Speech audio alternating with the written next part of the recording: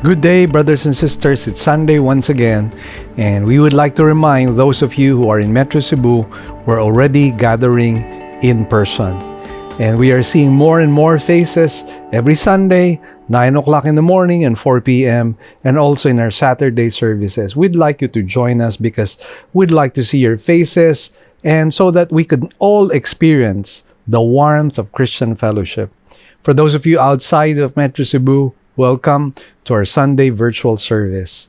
You know, one of the favorite verses of Scripture that my wife and I have happens to come from Romans 11, verse 36. In fact, this is the verse that we somehow write down in the books that I have written, and it goes, "For from Him, and through Him, and to Him are all things. To Him be the glory forever.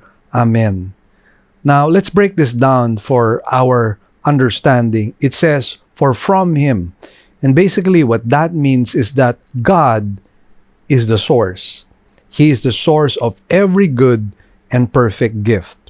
And that is, in fact, what we find declared or written by James himself in chapter 1. And then it says, "Through Him." The many blessings in our lives actually come through the Lord Jesus Christ and through the Blessed Trinity, obviously. And so, yes, there are many things that we receive in our lives, and we are to attribute that to God Himself. It is through Him that we gain strength. It is through Him that we receive healing.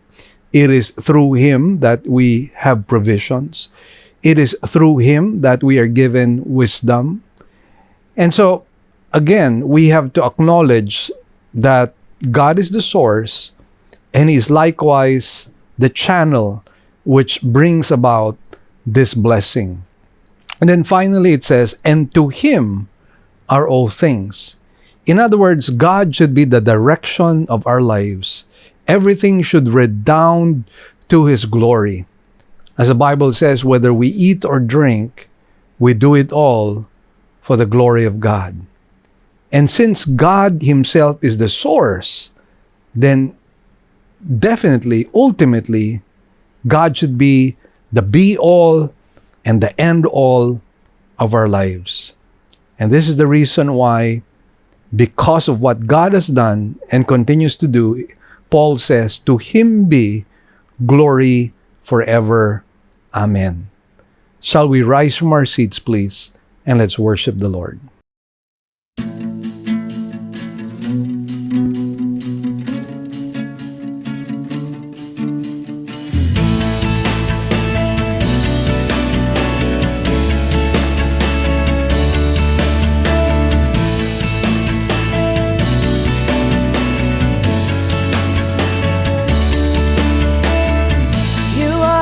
Son of God, His only begotten One, the Lion of Judah, prophesied Messiah, light of the world, the living Word. You are the Prince of Peace, Emmanuel, God with us, the fountain of living water and the bread of life, beginning and the end, the first and the last. Your name is Jesus. You reign forever, and we worship you for who you are. We crown you King of Kings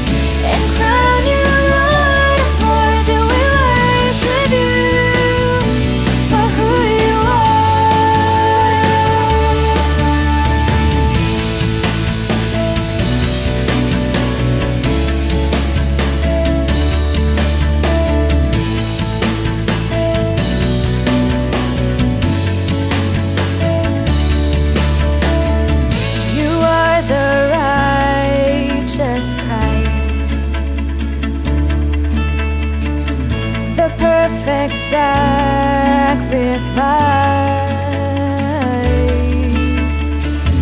The great high priest, mediator, a mercy seat, Savior of the world, our Redeemer. Your name is Jesus. You reign forever, and we worship you for who you are.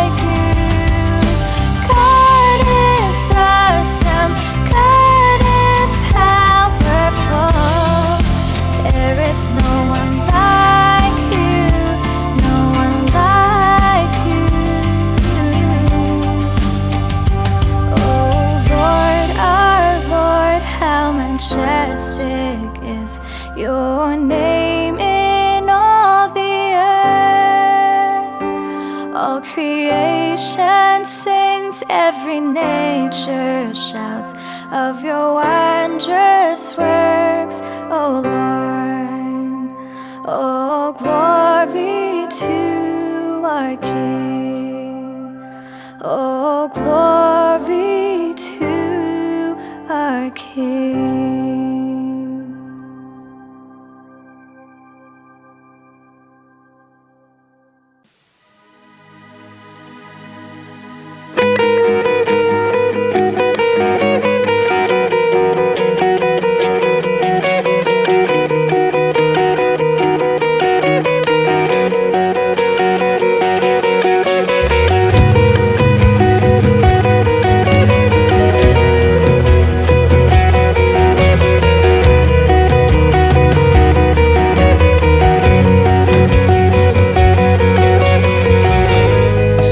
Turn water into wine,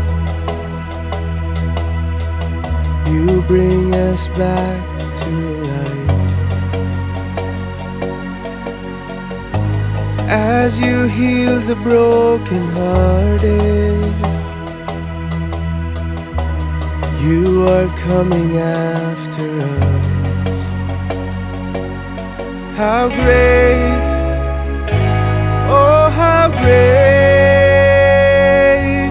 our God, the living God, the same today, forevermore.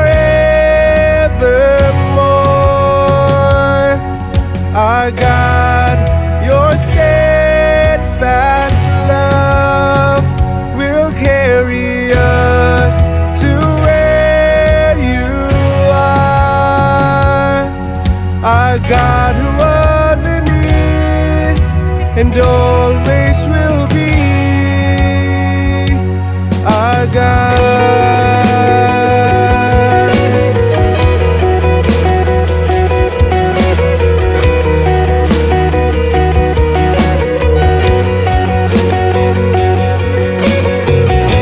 Returning sinners to forgiven, by the cross you chose to bear. And as you rose up from the grave, my sins are washed away. How great, oh how great, our God, the living God, the same today, forevermore. Our God, your steadfast love will carry us to where you are. Our God who was and is and always will be.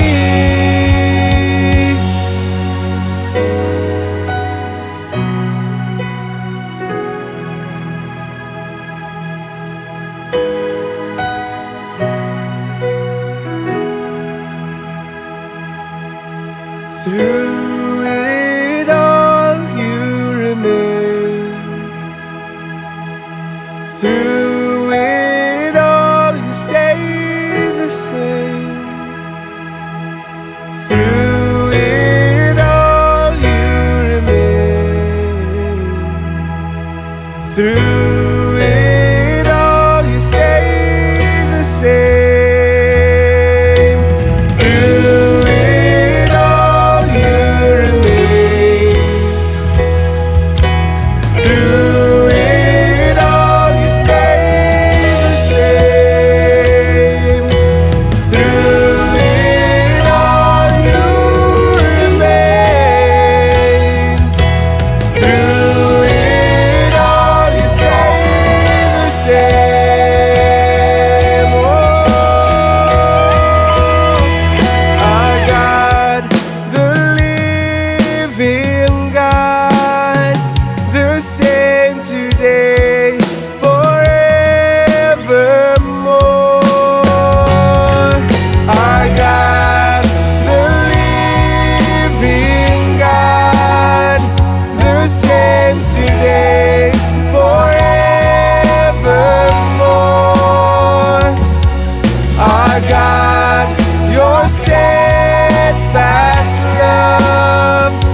will carry us to where you are. Our God who was and is and always will be. Our God who was and is and always will be. Our God who was and is and always will be. Our God, oh.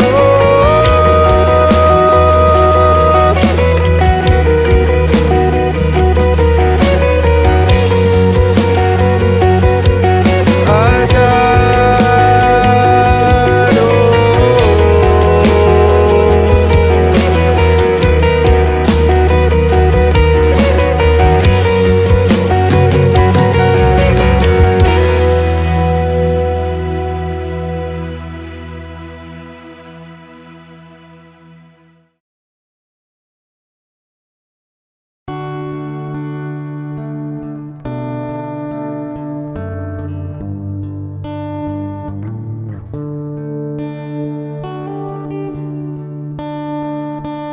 Be thou my vision, O Lord of my heart.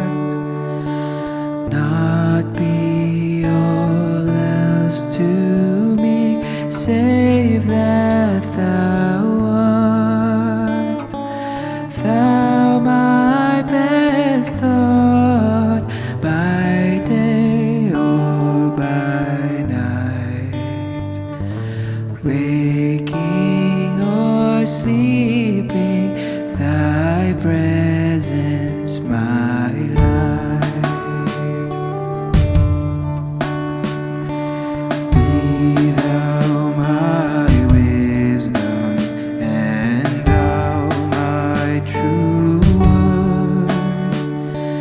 I ever with thee, and thou with me, Lord.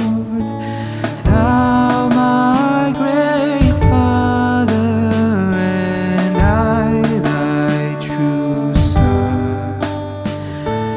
Thou in me dwelling, and I with thee one.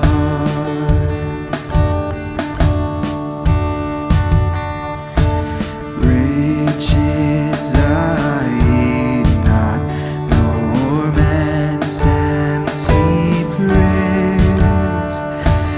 Thou mine inheritance, now and always.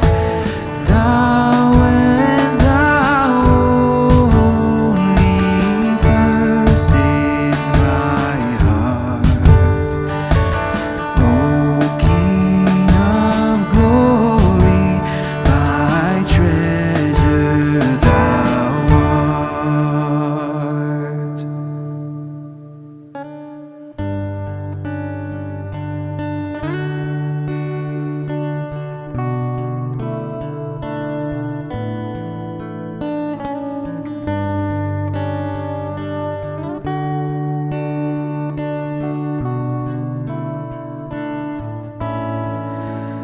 All praise be to thee, source of mercy and grace. All praise be to thee, wisdom, power, and thanks. All praise be to thee, for your love never fails. All praise be to thee, the beginning and end. All praise be to thee, source of mercy and grace. All praise be to thee, wisdom, power, and thanks. All praise be to thee,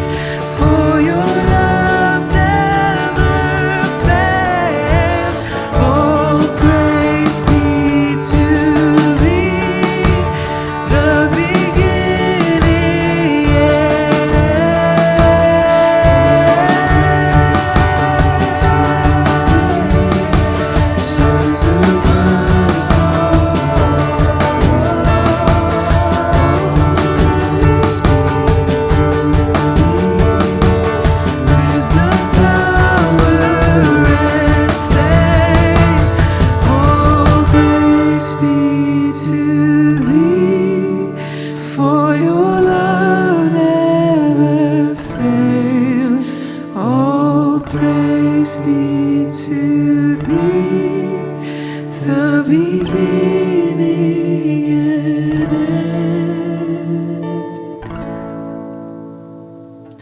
O King of glory, my victory won.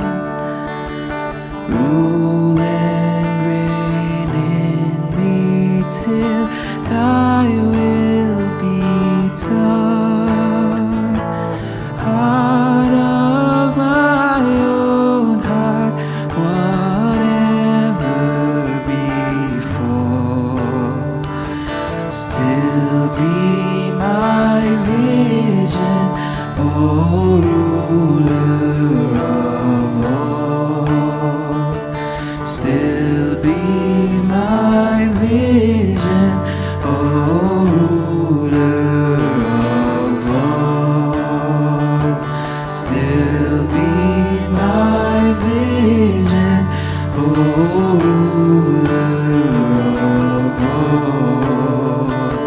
Still be my vision, O ruler of all.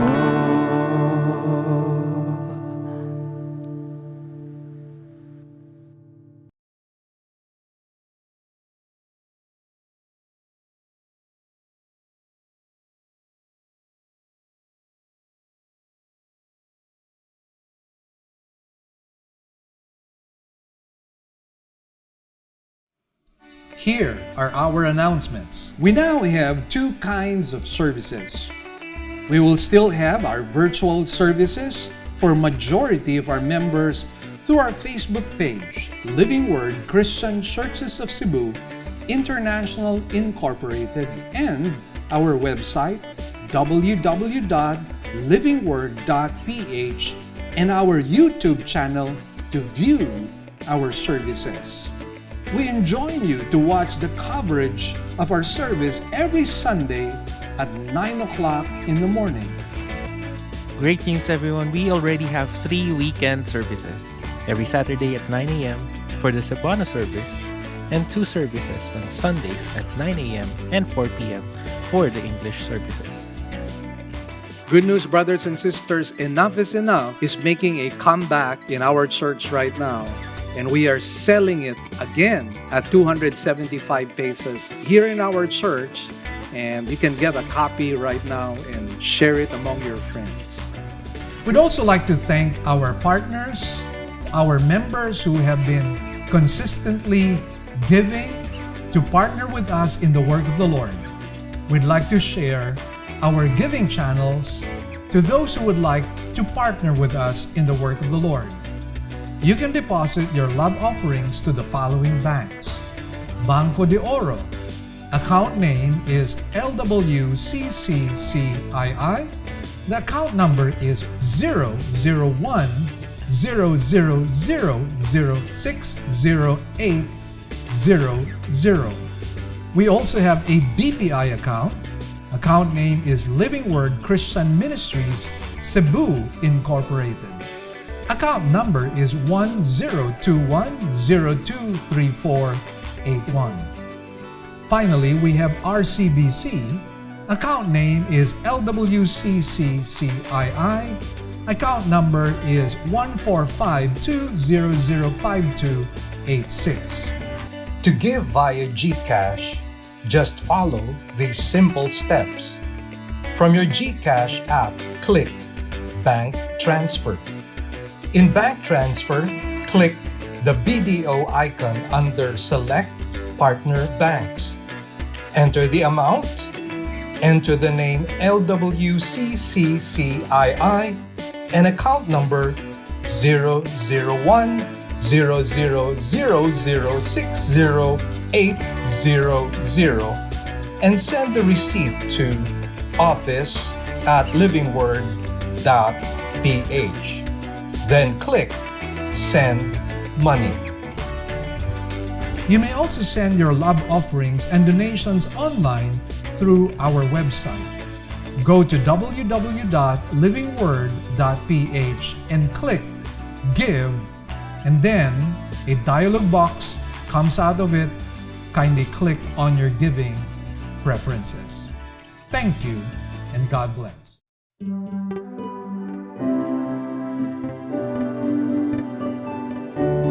The title of today's sermon is Confessions, Passion. We will take our text from Matthew 10, verses 32 to 39. Let us read this passage. Therefore, everyone who confesses me before men, I will also confess him before my Father who is in heaven. But whoever denies me before men, I will also deny him before my Father who is in heaven. Do not think that I came to bring peace on the earth. I did not come to bring peace, but a sword. For I came to set a man against his father, and a daughter against her mother, and a daughter-in-law against her mother-in-law. And a man's enemies will be the members of his household. He who loves father or mother more than me is not worthy of me. And he who loves son or daughter more than me is not worthy of me.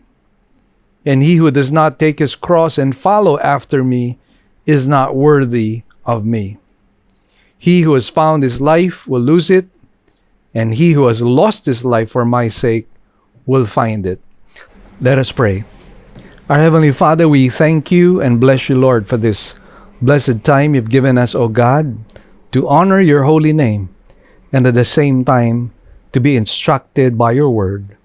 We ask the blessing of your Spirit, O God, that you might be able to illumine our minds and our hearts, that Jesus might be glorified in our lives. And we thank you and bless you, Lord. In Jesus' blessed name we pray. Amen and amen. You see, confession of Christ does not just mean that you declare him to be Lord and Savior of your life. Unfortunately, there is what is called as easy believism. And in this particular case, oftentimes, a lot of people don't really understand what it means to confess Jesus Christ as Lord and Savior of their lives. You see, it means so much more than mere verbal expression. It actually means passionate and intense devotion to the Lord Jesus Christ. And the pages of the Bible very clearly show this to us. Now, I was able to go with my wife to Korea on an immersion program, and we stayed with the pastor's family for about 1 month. And the intention, the goal of that immersion program was to expose us to the Korean prayer life. And so we visited several prayer mountains. And one of the prayer mountains that we visited had a 24/7 prayer chain, which was unbroken for several decades. If I'm not mistaken, perhaps around 6 decades in counting already. And my experience there was truly impactful. And what we saw there was that people would enter what is called a warm-up room, wherein you would start praying, and then you would go into the actual site where you're supposed to intercede. And then after that, you go out of that place, and then there is what is called as a cool-down room, but basically you're still praying. So in total, you're praying about 3 hours. And what's quite interesting is that the top portion of that prayer cell is open. So there's no problem, obviously, when it's just sunny. But what if there was rain? Or what if there was snow?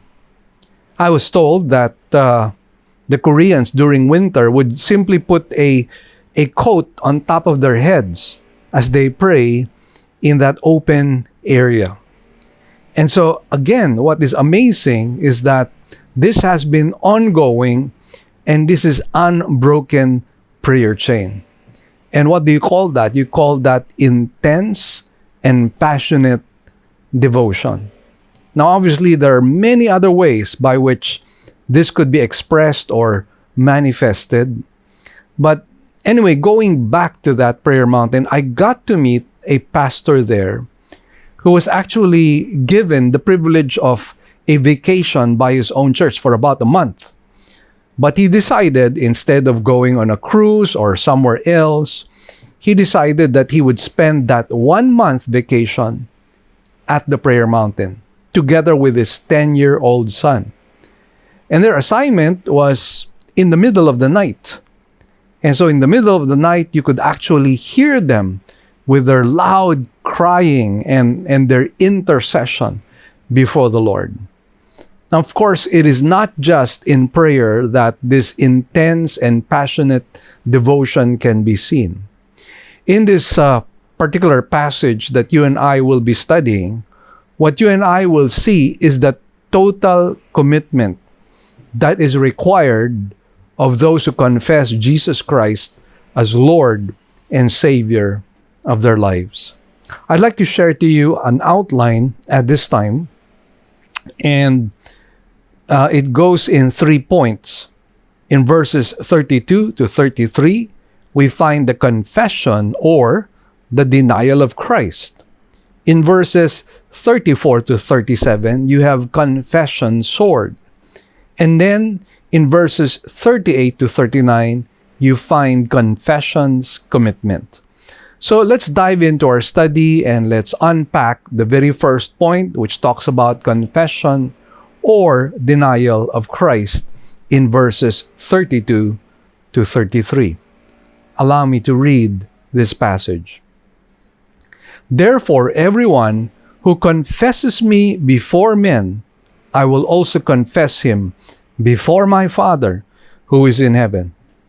But whoever denies me before men, I will deny him before my Father who is in heaven. Now let's focus on the phrase confesses before men. It is actually an acknowledgement that we belong to Christ. And if we acknowledge that we belong to Christ, it means that Jesus Christ would also acknowledge us before the Heavenly Father. And so this is what is promised to us. Now, without a context, this seems to be like a walk in the park. But then again, if you had been with me and listened to my previous sermons, we talked about the fact that during that time, Christianity was living under a very dangerous and oppressive system. And it's even possible that just being a Christian would cause you to lose your own life or lose your own family and many other things. Your business and your properties. You could be arrested, imprisoned. You could be flogged just for being a Christian. And in the previous verses that we studied, what did we see? That for being a Christian, you could be suspected for being a criminal, a heretic. You could be treated like pariah. You could be an outcast of your family. You could be a fugitive. And so there are many dangers that surrounded the believers at that time. And so to confess Christ at that time was actually a dangerous thing. It involved tremendous risks on the part of the believers. And that is why, again, we have to put this within context, because the mere confession, the mere verbal expression doesn't really mean much if it is not accompanied by a total commitment to the Lord, an intense and passionate devotion to Him. Now, confession of Christ amidst all circumstances is proof of our salvation. Let me just repeat what I said.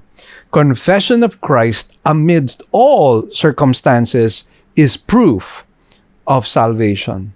So again, we're talking about circumstances that would include danger and the risk of losing it all.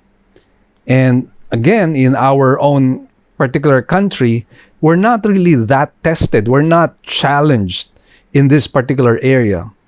That is why, if I were to be frank and honest, there are many people who confess Christ who may really be doubtful, or we might say we're not really sure if they are genuinely believers in Christ, because they have not been tested. They have not gone through the furnace of fire. They have not gone through the crucible of difficulty and adversity. And that is why, again, we have to really check ourselves. This is a time of self-introspection. And Paul himself said to the believers in Corinth, test yourself and see whether you are in the faith. And so let's look within, and let's likewise observe and examine the way we respond to persecution, the way we respond to trials and adversities, the way we respond to God's commandments. I think those things are very important. We need to apply those tests to determine the genuineness of our Christianity. Now, I recall a particular story during the days of intense persecution in the early church. There was this council meeting of believers in Christ who had what was called as brand marks of Christianity. And when I say brand marks, they had somehow demonstrated their faith in Christ. They were pressured to recant their faith, but they never did so. And again, that had some serious consequences in their particular case. And it resulted in some physical disabilities which were caused by the torture that was brought upon them by their oppressors.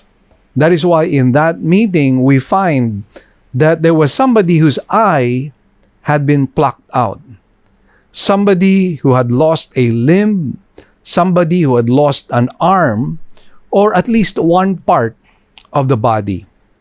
Now you might ask, what was the purpose of this council meeting? What were they deliberating upon? Well, one of the things that they deliberated upon was the fact that there were some people, or some so-called Christians, during the time of great persecution, actually recanted their faith. They denied their faith. And then what happened was the persecution began to abate. It was greatly diminished until there was actually a time when there was very little persecution already. Now, during this time of great, I would say, great peace insofar as Christianity was concerned, these people who had recanted their faith wanted to return back to fellowship. They wanted again to become members of the church. And you could understand the reason why these believers who had paid the cost would deliberate on this, because they genuinely believed that confession of Christ under those dire, intense persecution, under those dire circumstances, it is confession during that time which proves the genuineness of your salvation. And these people, unfortunately, were not able to prove the genuineness of their relationship with the Lord because they denied the Lord under duress. And so again, when we speak about confession in this particular case, when Jesus was speaking about confession in this particular case, it was confession of Christ under duress, under great persecution, under great threat, and great danger. And again, this is the reason why we have to allow ourselves to be tested, and we have to really examine our hearts. Now, the phrase denies me before men is actually in the aorist tense, which is either a one-time action or the first instance of a series of episodes is intended. Now, this may be summarizing the total picture end to end, beginning to end. So that what we have in view here is not just a single act of denial, but a consistent one. A consistent denial of Jesus Christ. Now, some of you might question, for example, the denial of Peter. He denied the Lord Jesus Christ. And you would say, well, what do we make out of Peter? Was he a genuine believer in Christ? Well, we have to understand that his denial of Christ was just a one-time thing. And we know that when he locked eyes with the Lord Jesus Christ, when Jesus was being tried by the high priest, he wept bitterly and he repented of his sins. He denied the Lord Jesus Christ 3 times. And he was given the opportunity by the Lord Jesus Christ to affirm his love to Christ for 3 times as well. And then you and I know that because he was forgiven and restored by God, what happened is that in Pentecost, he was the very first preacher. And ever since that time, he was no longer afraid to preach Christ, to proclaim Christ, to confess Christ. In fact, he was sent to prison, he was flogged, he was persecuted, and not only that, at the end of his life, he was crucified upside down upon his own request. And so again, denying Christ here is not a one-time thing. It's a consistent denial of Christ. And that's why if that happens, if you consistently deny Christ, then it's possible you are not a genuine believer. Now, secret discipleship is a practical impossibility. I recall talking or having a conversation with somebody, and I asked this question, "Are you a Christian?" And the answer was, sometimes. The answer was, sometimes. Now, friends, that cannot be the true state of genuine Christianity. There is no such thing as a secret discipleship. It is a practical impossibility. And to share to you some insights, number 1, persecution brings out the genuine ones. Persecution brings out the genuine ones. And that is why we would know who are those who are genuine ones in countries where they are persecuted.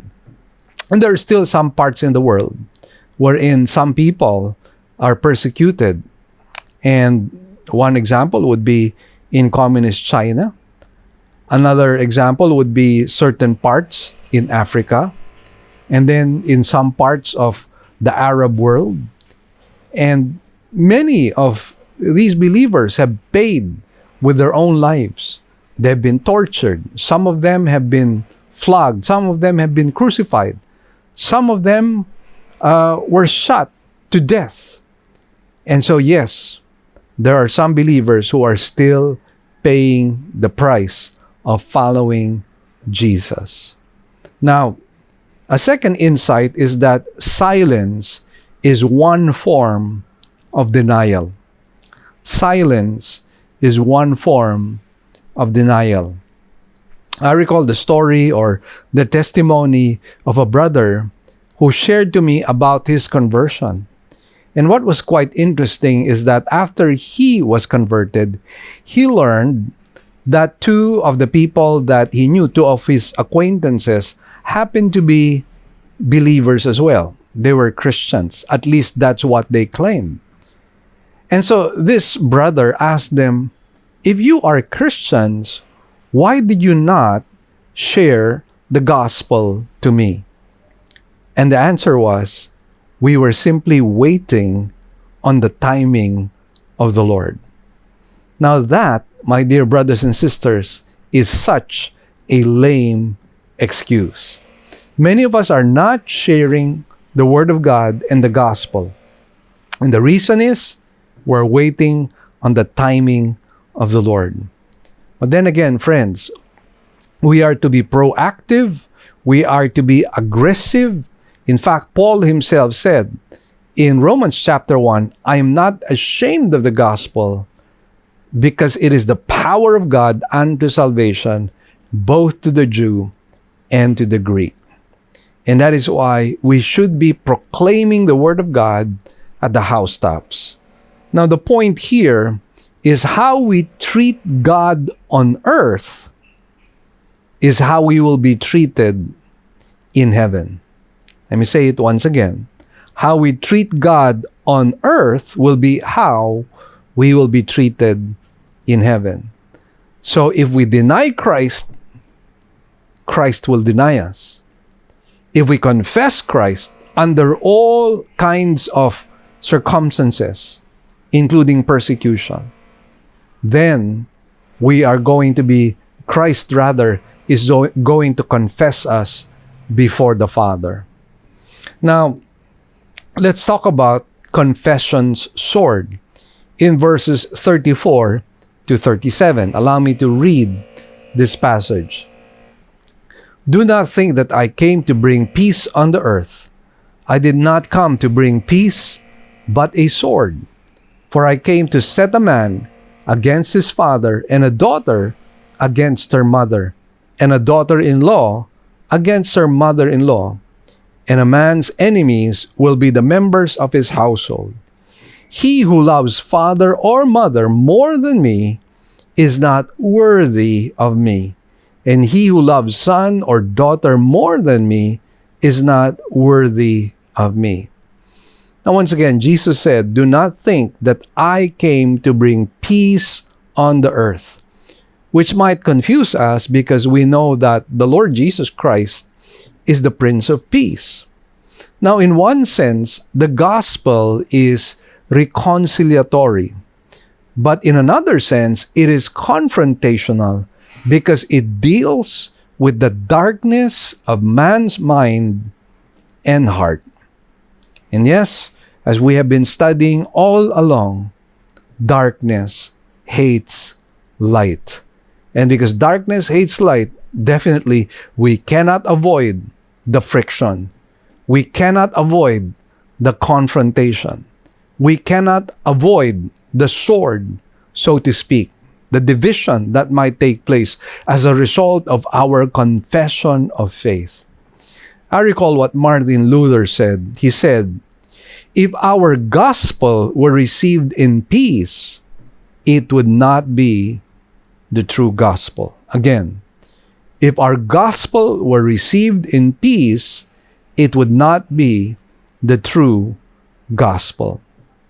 Now, the word sword is in the aorist infinitive, which means a sudden hurling of the sword where peace was expected. So yes, we do expect peace taking place in our family, regardless of our opinions, our perspectives. But you know, one of the things that would bring about that sword is our confession of Christ, most especially if we belong to a family that does not believe in Christ. And I recall the story of this young girl, and somebody talked to this young girl during a conference, and she related the fact that she came from a pagan family, and that ever since her confession of Christ, her father no longer spoke to her.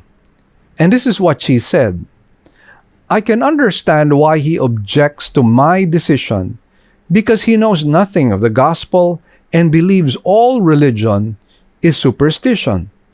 But you would think that he would at least be happy that I am not an alcoholic, I am not a drug addict, I am not a prostitute, I am not a criminal or a cripple. I've never had such joy in my life, and I have never loved my father so much. Yet, he has cut me out of his life. Like many others, she has experienced the sword and the fire the gospel sometimes brings. And so, again, friends, it happens. And that is why the phrase set a man against comes from the Greek word dikatso, which means to cut into, to rend asunder. It sometimes meant complete and often permanent separation. It will rend asunder our dearest ties. This is our severest test. And so, yes, it will not be a welcome thing for some of the members of our family once we are converted. I recall my father, when he came to a saving knowledge of Jesus Christ, he was actually persecuted by his own brothers and sisters. They could not understand why he converted to Christianity. And that is why he was not accepted. He was not warmly received by his family because of his conversion. And it so happened that one of his sisters was a nun. And again, she was not very happy with this conversion. In fact, during my wedding, all the relatives of my mom, practically, at least a lot of the relatives of my mom attended my wedding. But my relatives on my father's side did not attend my wedding. Why? Because it was a Christian wedding. So yes, it happens. And the good thing, obviously, in my case was that it was just merely absence in my wedding ceremony. But in other cases, it could be violent. It could be more than just, being in absentia. And that is the experience of a lot of people. Now, we go to verse 37, where it says, "He who loves father or mother more than me is not worthy of me. And he who loves son or daughter more than me is not worthy of me." Jesus makes it quite clear. Love of family should not be greater than love for the Lord. Let me say it once again. Love of family should not be greater than love for the Lord. I recall the story of the son of a high government official. He was a bad boy, actually, in his school, but he became a convert to Christianity. And you would think that because of his conversion and the changed life that he began to display, his parents would be happy. But guess what happened? His own mother disowned him. And how did he reply to his mother? He said, "Mom, you will always be my mother, but I will never, ever deny Jesus Christ." So in that particular case, he proved that his love for Jesus was greater than his love for his mother. And that should be true. Why? Because our love for Christ should be unrivaled. Anything else or anyone else should be a far, far second. Because, again, God must be unrivaled. He must be in an unreachable pedestal. And that He and He alone deserves our full adoration, admiration, and worship, and loyalty, and consecration. And that is why our love for Him should be greater than all. Now, we need to check the intensity of our love for Christ. Let me ask you this question. Do you love your family more than Christ? Your mother and father more than Christ? Your brothers and sisters more than Christ? Friends, once again, Jesus makes it clear that we have to love Him more than those who are very close to our hearts. This is what God requires. This is what the Lord Jesus requires. And that is why we need to continually measure our love for Christ, our commitment, our consecration and devotion to Him. Now we go to our final point confession's commitment in verses 38 and 39. But let's read verse 38 first. It says, "He who does not take his cross and follow after me is not worthy of me." Now, oftentimes we have misunderstood what the cross means. I've heard some people say, "My son is my cross because he is a drug addict." Or, "My spouse, my husband is my cross because our marriage is on the rocks." And unfortunately, that is not what the cross means. Now, the cross refers to trials, persecution, and sufferings for Christ's sake. Once again, it refers to trials, persecution, and sufferings for Christ's sake. Now, the cross is an instrument of death, and a criminal had to carry his own cross on the way to his own execution. This speaks about dying to ourselves for the sake of Christ. We could face family hatred and even death for Christ's sake. The question is, my dear brothers and sisters, are you willing to take up the cross? Are you willing to die to yourself? Are you willing to die to your own affections and passions? Are you willing even to put your life at stake? Are you willing to die for the sake of the name of Jesus Christ? These are questions that we have to ask ourselves. Try to imagine a scenario wherein a gun is leveled at your head and somebody is asking you to recant your faith. The question is, will you recant your faith? I remember a story, and this happened in Russia when it was still very much into communism. And what had happened was there were these soldiers who went into a secret Christian meeting.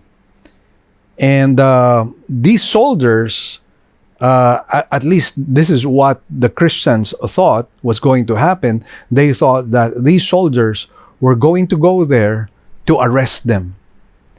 And so what happened was when the soldiers barged into the house, there were others who fled. In fact, what the soldiers did was to ask them, "Who here is not a Christian? You can get out of this house.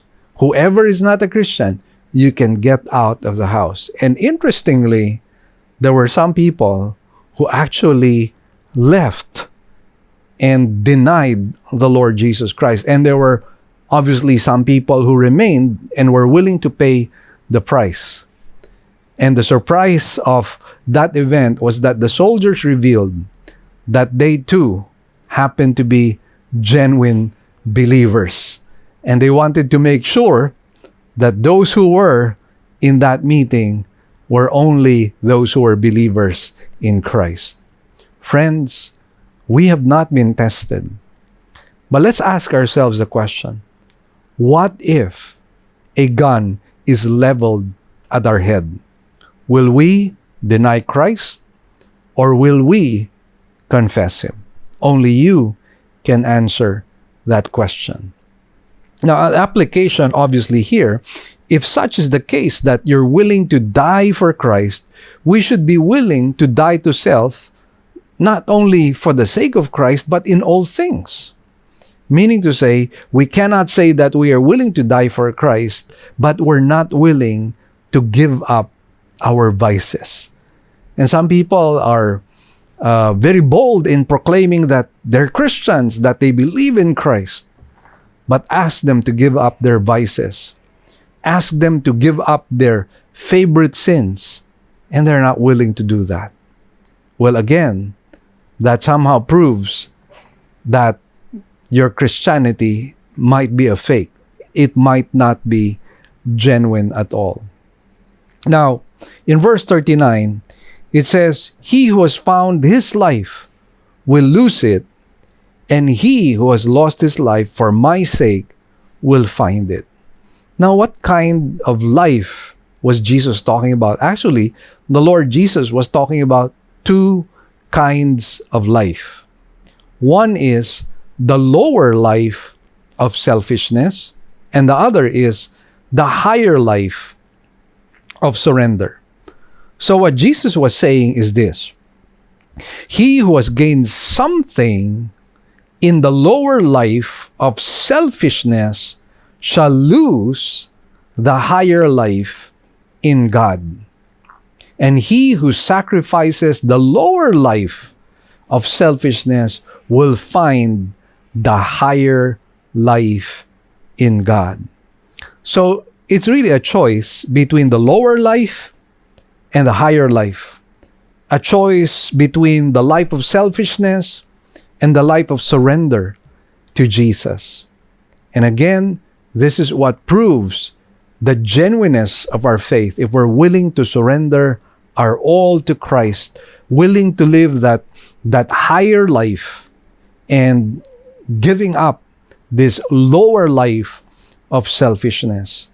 The choice is either you spare your life or you sacrifice your life. There is no middle ground. So either you spare your life or you sacrifice your life. Let me share to you the story of John Bunyan. John Bunyan was called to quit preaching or be thrown in prison. He knew that if he went to prison, his wife and children would be left destitute. They had little, though, to eat and wear when he was free, but if he were imprisoned, they would be really impoverished. Yet, he knew he must preach the gospel. God had called him to preach because he refused to stop preaching. He was imprisoned, and from his cell he wrote, "The parting with my wife and poor children had often been to me in this place as the pulling of the flesh from my bones, and that not only because I am somewhat too fond of these great mercies, but also because I have often brought to my mind the many hardships, miseries, and wants that my poor family was like to meet with, should I be taken from them, especially my poor blind child, who lay nearer my heart than all I have besides. Oh, the thought of the hardship I thought my blind one might go under would break my heart to pieces. But yet, recalling myself, thought I must venture all with God, though it goeth to the quick to leave you. Oh, I saw in this condition, I was a man who was pulling down his house upon the head of his wife and children. Yet thought I must do it. I must do it." Dear friends, what a testimony this John Bunyan was able to display. And he wrote that book, Pilgrim's Progress, which happens to be a classic. But more than that, more than his writing, what we truly admire and appreciate was his willingness to take up his cross, to be imprisoned, to be persecuted, to be severed from his wife, not of his own doing, but because he proclaimed the Lord Jesus Christ. So again, friends, what did we learn today? Confession is not mere declaration. It is not mere verbal expression. Confession of Christ means passionate and intense devotion to Christ. It speaks about total commitment, a willingness to sacrifice and surrender your whole life for the sake of Christ and the sake of the gospel. Dear friends, I pray that is what describes who you are and what you are doing. And so let's come before the Lord in a word of prayer. Lord, indeed, the word today is convicting. And Lord, apart from you, you know we can do nothing. And so help us, O God, that we might confess you not just declare you, but Lord, to have this intense and passionate devotion expressed in total commitment, expressed in full surrender and sacrifice. O Lord, may we be counted worthy to suffer for the sake of your name. And Lord, we thank you for today. We thank you, Lord, that we could share our resources to you as well, that the work of the Lord might continue. And Lord, whatever has been achieved today, we give you back the glory, the praises, and thanks. In Jesus' name, amen and amen. Once again, it's been a blessed Sunday. And again, just a gentle reminder, for those of you in Metro Cebu, please join us in our in-person gathering. It's about time that you join us. In fact, as you very well know, in Cebu, they're planning to take out the mandate for the wearing of masks. And that only means that it's becoming safer and safer right now. And so, friends, there is no reason for you not to come back to church. So we're inviting you in our Saturday service, 9 o'clock in the morning, our Sunday services, 9 o'clock and 4 p.m. We'd like to see you. And for those of you who are outside of Metro Cebu, of course, we would like you to continue tuning in to our Facebook and our YouTube channels. And please like and subscribe to those channels. And don't forget to hit the notification bell. We'd like you to be updated with our videos. God bless you all. We'll see you next weekend. Here are our announcements. We now have two kinds of services. We will still have our virtual services for majority of our members through our Facebook page, Living Word Christian Churches of Cebu, International Incorporated, and our website, www.livingword.ph, and our YouTube channel to view our services. We enjoin you to watch the coverage of our service every Sunday at 9 o'clock in the morning. Good news, brothers and sisters! Our radio program will now be heard nationwide through FEBC radio stations. As an added bonus, all Living Word original songs will likewise be aired as well. So, if you would like to listen to our radio program, we're coming out in the following stations: 702 DZAS AM, broadcasting from Pasig every Sunday, 11 a.m. to 11:30 in the morning. We're also coming out from 104.3 DWAY FM from Legazpi. This is also every Sunday from 10 to 10:30 in the morning. And for those of you in Tacloban, we're coming out from 97.5 DYFE FM every Monday from 11:30 in the morning to 12 p.m. For those of you in Zamboanga, we are coming out from our station in 1116 DXAS AM every Sunday from 11:30 to 12 p.m.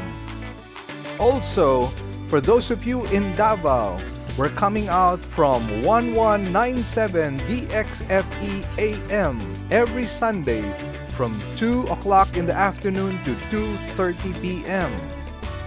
For those of you in Coronadal, we're also coming out from station 1062 DXKI AM every Saturday from 8 to 8:30 p.m.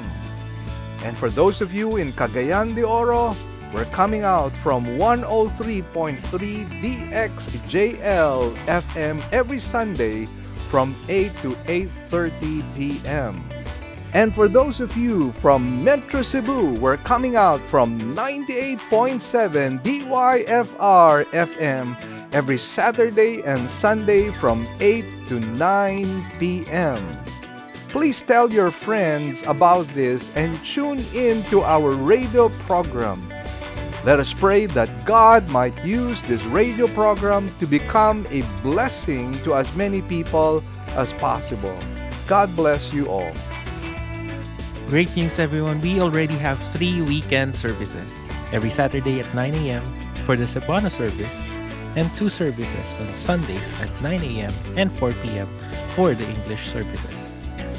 We'd also like to thank our partners, our members who have been consistently giving to partner with us in the work of the Lord. We'd like to share our giving channels to those who would like to partner with us in the work of the Lord. You can deposit your love offerings to the following banks. Banco de Oro. Account name is LWCCCII. The account number is 001-000-60800. We also have a BPI account. Account name is Living Word Christian Ministries, Cebu Incorporated. Account number is 1021023481. Finally, we have RCBC. Account name is LWCCCII. Account number is 14520052886. To give via GCash, just follow these simple steps. From your GCash app, click Bank Transfer. In Bank Transfer, click the BDO icon under Select Partner Banks. Enter the amount. Enter the name LWCCCII and account number 001-000-60800 and send the receipt to office@livingword.ph. Then click Send Money. You may also send your love offerings and donations online through our website. Go to www.livingword.ph and click Give, and then a dialog box comes out of it. Kindly click on your giving preferences. Thank you, and God bless.